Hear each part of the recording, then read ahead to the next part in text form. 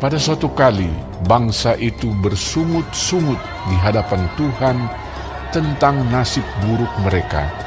Dan ketika Tuhan mendengarnya, bangkitlah murkanya. Kemudian menyalalah api Tuhan di antara mereka dan merajalela di tepi tempat perkemahan. Lalu berteriaklah bangsa itu kepada Musa, dan Musa berdoa kepada Tuhan, maka padamlah api itu. Sebab itu orang menamai tempat itu Tabera, karena telah menyala api Tuhan di antara mereka. Orang-orang bajingan yang ada di antara mereka kemasukan nafsu rakus, dan orang Israel pun menangislah pula serta berkata, "Siapakah yang akan memberi kita makan daging? Kita teringat kepada ikan yang kita makan di Mesir dengan tidak bayar apa-apa, kepada mentimun dan semangka, bawang pre, bawang merah dan bawang putih. Tetapi sekarang kita kurus kering, tidak ada sesuatu apapun, kecuali mana ini saja yang kita lihat." Adapun mana itu seperti ketumbar dan kelihatannya seperti damar bedolah. Bangsa itu berlari kian kemari untuk memungutnya, lalu menggilingnya dengan batu kilangan atau menumbuknya dalam lumpang. Mereka memasaknya dalam periuk dan membuatnya menjadi roti bundar. Rasanya seperti rasa panganan yang digoreng. Dan apabila embun turun di tempat perkemahan pada waktu malam, maka turunlah juga mana di situ. Ketika Musa mendengar bangsa itu, yaitu orang-orang dari setiap kaum, menangis di depan pintu kemahnya, bangkitlah murka Tuhan dengan sangat, dan hal itu dipandang jahat oleh Musa. Lalu berkatalah Musa kepada Tuhan, "Mengapa kau perlakukan hambamu ini dengan buruk, dan mengapa aku tidak mendapat kasih karunia di matamu, sehingga engkau membebankan kepadaku tanggung jawab atas seluruh bangsa ini? Akukah yang mengandung seluruh bangsa ini, atau akukah yang melahirkannya? Sehingga engkau berkata kepadaku, pangkulah dia seperti pak pengasuh memangku anak yang menyusu. Berjalan ke tanah yang kau janjikan dengan bersumpah kepada nenek moyangnya. Dari manakah aku mengambil daging untuk diberikan kepada seluruh bangsa ini? Sebab mereka menangis kepadaku dengan berkata, berilah kami daging untuk dimakan. Aku seorang diri tidak dapat memikul tanggung jawab atas seluruh bangsa ini, sebab terlalu berat bagiku. Jika engkau berlaku demikian kepadaku, sebaiknya engkau membunuh aku saja. Jika aku mendapat kasih karunia di matamu, supaya aku tidak harus melihat celakaku. Lalu berfirmanlah Tuhan kepada Musa, kumpulkanlah di hadapanku dari antara para tua-tua Israel 70 orang, yang kau ketahui menjadi tua-tua bangsa dan pengatur pasukannya. Kemudian bawalah mereka ke kemah pertemuan, supaya mereka berdiri di sana bersama-sama dengan engkau. Maka aku akan turun dan berbicara dengan engkau di sana. Lalu sebagian dari roh yang hinggap padamu itu akan kuambil dan kutaruh atas mereka. Maka mereka bersama-sama dengan engkau akan memikul tanggung jawab atas bangsa itu. Jadi tidak usah lagi engkau seorang diri memikulnya. Tetapi kepada bangsa itu haruslah kau katakan, kuduskanlah dirimu untuk besok, maka kamu akan makan daging. Sebab kamu telah menangis di hadapan Tuhan dengan berkata, siapakah yang akan memberi kami makan daging? Begitu baik keadaan kita di Mesir, bukan? Tuhan akan memberi kamu daging untuk dimakan. Bukan hanya 1 hari kamu akan memakannya, bukan 2 hari, bukan 5 hari, bukan 10 hari, bukan 20 hari, tetapi genap sebulan lamanya, sampai keluar dari dalam hidungmu, dan sampai kamu muak, karena kamu telah menolak Tuhan yang ada di tengah-tengah kamu, dan menangis di hadapannya dengan berkata, untuk apakah kita keluar dari Mesir? Tetapi kata Musa, Bangsa yang ada bersama aku ini berjumlah 600.000 orang berjalan kaki. Namun kau berfirman, daging akan kuberikan kepada mereka, dan genap sebulan lamanya mereka akan memakannya. Dapatkah sekian banyak kambing domba dan lembu sapi disembelih bagi mereka, sehingga mereka mendapat cukup? Atau dapatkah ditangkap segala ikan di laut bagi mereka, sehingga mereka mendapat cukup? tetapi Tuhan menjawab Musa, Masakan kuasa Tuhan akan kurang untuk melakukan itu? Sekarang engkau akan melihat apakah firman-Ku terjadi kepadamu atau tidak. Setelah Musa datang keluar, disampaikannya firman Tuhan itu kepada bangsa itu. Ia mengumpulkan 70 orang dari para tua-tua bangsa itu dan menyuruh mereka berdiri di sekeliling kemah. Lalu turunlah Tuhan dalam awan dan berbicara kepada Musa.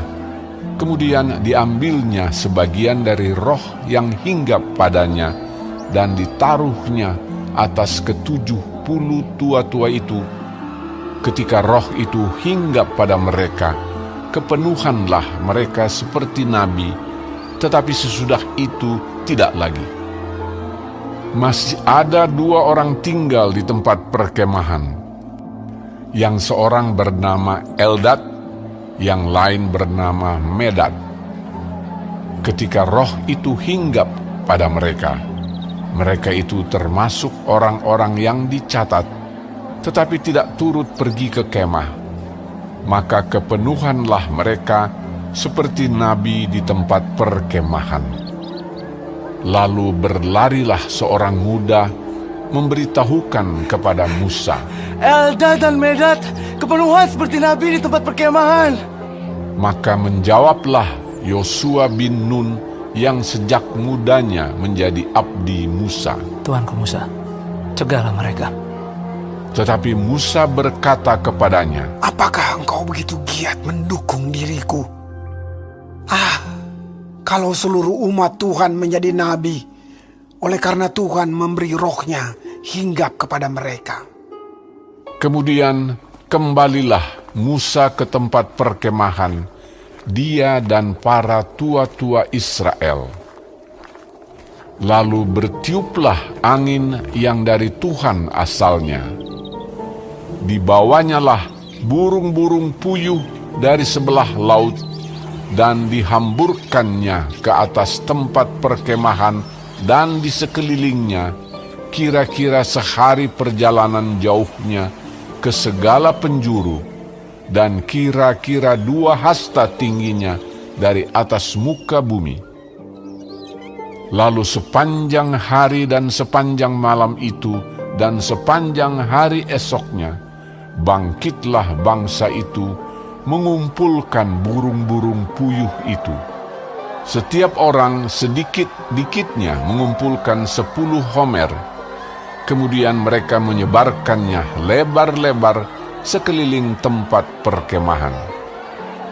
Selagi daging itu ada di mulut mereka, sebelum dikunyah, maka bangkitlah murka Tuhan terhadap bangsa itu, dan Tuhan memukul bangsa itu dengan suatu tulah yang sangat besar. Sebab itu dinamailah tempat itu Kibrot Ta'awa, karena di sanalah dikuburkan orang-orang yang bernafsu rakus. Dari Kibrot Ta'awa berangkatlah bangsa itu ke Hazerot, dan mereka tinggal di situ.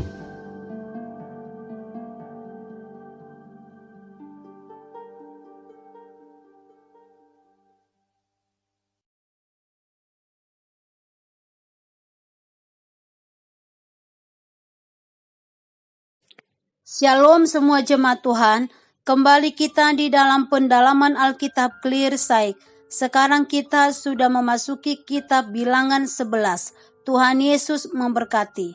Di dalam ayat 1 dikatakan, pada suatu kali bangsa itu bersungut-sungut di hadapan Tuhan tentang nasib buruk mereka. Dan ketika Tuhan mendengarnya, bangkitlah murkanya. Kemudian menyalalah api Tuhan di antara mereka, dan merajalela di tepi tempat perkemahan. Setelah mengadakan perjalanan selama 3 hari saja, bangsa itu mulai bersungut-sungut karena keadaan yang kurang menyenangkan. Betapa cepatnya mereka melupakan pembebasan mereka dari perbudakan dan perbuatan-perbuatan besar yang Tuhan lakukan bagi mereka. Mereka berpaling dari Tuhan. Mereka tidak lagi mempercayai Tuhan. Hal inilah yang mendatangkan murka dan hukuman Tuhan atas mereka sebagai orang percaya. Kita tidak boleh sekali-kali berhenti bersyukur atas korban kematian Kristus bagi kita, pembebasan kita dari dosa, dan persediaan Tuhan yang baik untuk pimpinan dan berkat setiap hari dalam hidup kita.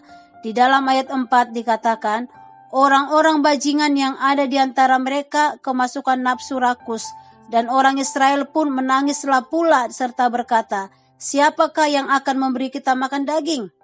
Ini adalah bukan orang Israel, tetapi mereka yang ikut ketika keluar dari Mesir. Di dalam Keluaran 12 ayat 38. Mereka ini mempengaruhi orang Israel memberontak kepada Tuhan dan menginginkan kesenangan yang ada di Mesir. Di dalam ayat 12 dikatakan, akukah yang mengandung seluruh bangsa ini? Atau akukah yang melahirkannya? Sehingga engkau berkata kepadaku, pangkulah dia seperti pak pengasuh memangku anak yang menyusu, berjalan ke tanah yang kau janjikan dengan bersumpah kepada nenek moyangnya. Musa menyangka akan memimpin suatu pasukan yang penuh kemenangan ke tanah perjanjian. Tetapi sebaliknya, bangsa itu bertindak seperti bayi-bayi rohani, dan Musa merasa bahwa beban itu terlalu berat baginya. Maka Tuhan menyuruh Musa untuk mengumpulkan para tua-tua 70, dan Tuhan mengambil sebagian roh yang ada pada Musa dan menaruhnya pada 70 tua-tua untuk menolongnya dalam menjalankan kepemimpinan rohani. Demikianlah Musa tahu bahwa dengan kuasa roh ia dapat menghadapi tantangan dari setiap tugas yang dibebankan Tuhan kepadanya. Karena beban itu tidak perlu ditanggung dengan kekuatannya sendiri. Di ayat 20 dikatakan, tetapi genap sebulan lamanya sampai keluar dari dalam hidungmu dan sampai kamu muak, karena kamu telah menolak Tuhan yang ada di tengah-tengah kamu dan menangis di hadapannya dengan berkata, untuk apakah kita keluar dari Mesir? Bangsa itu mengeluh dengan sengitnya. Mereka mengeluh akan cara Tuhan memperlakukan mereka. Mereka seperti anak-anak manja yang menginginkan apa yang mereka mau. Menolak perlakuan Tuhan terhadap kita adalah ketidakpercayaan dan pemberontakan yang akan mendatangkan hukuman bagi kita. Di dalam Mazmur 78 ayat 17-22. Dengan keterlibatan 70 orang tua-tua yang membantu Musa dengan urapan roh, maka beban Musa diringankan. Orang Israel tidak harus semata-mata bergantung pada Musa untuk mendengarkan ajaran dan arahan dari Tuhan. Tuhan juga tidak menutup telinga terhadap keluhan Israel. Ia berjanji akan membuat bangsa itu makan daging selama sebulan. Di dalam ayat 19-20. Menyadari banyaknya orang yang harus dipenuhi keinginannya, Musa sempat bingung. Tetapi Tuhan mengingatkan Musa akan kemahakuasaannya di dalam ayat 21-22. Musa akan melihat bagaimana Tuhan menggenapi firman-Nya. Dengan caranya yang ajaib, Tuhan mengirimkan burung puyuh. Namun jawaban Tuhan itu tidak mengurangi ketamakan mereka. Akibatnya Tuhan menghajar mereka dengan tulah yang sangat besar di dalam ayat 33. Kebaikan Tuhan yang berlimpah, baik itu dalam menyelamatkan hidup kita maupun dalam memelihara, membuat kita memandang Tuhan seolah-olah pelayan kita yang selalu meminta-minta akan setiap kebutuhan kita untuk disediakan. Kita harus tahu menempatkan antara kebutuhan dan keinginan di bawah kehendak Tuhan. Karena jikalau kita mengikuti keinginan kita, tidak akan ada rasa cukup. Kita harus membedakan mana itu kebutuhan dan keinginan. Kita harus berhati-hati.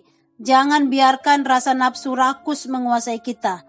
Berkat itu tidak salah, tapi yang salah adalah cara kita di dalam menikmati berkat Tuhan itu.